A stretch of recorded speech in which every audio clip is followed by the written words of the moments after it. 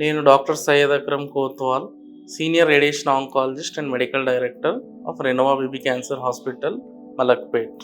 గొంతు మరియు నోటి క్యాన్సర్‌కి ట్రీట్మెంట్‌కి ముఖ్యంగా నోటి క్యాన్సర్‌కి గనుక మనం చూసినట్టయితే ఎర్లీ స్టేజెస్‌లో స్టేజ్ 1-3లో మనం చూస్తే surgery is the important first treatment choice.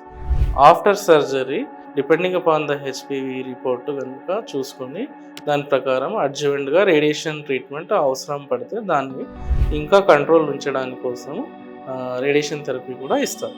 మనము ఎర్లీ స్టేజెస్‌లో గనుక క్యాన్సర్‌ని కనుక్కున్నట్టయితే క్యూర్ చేసే ఛాన్సెస్ చాలా ఎక్కువ ఉంటాయి.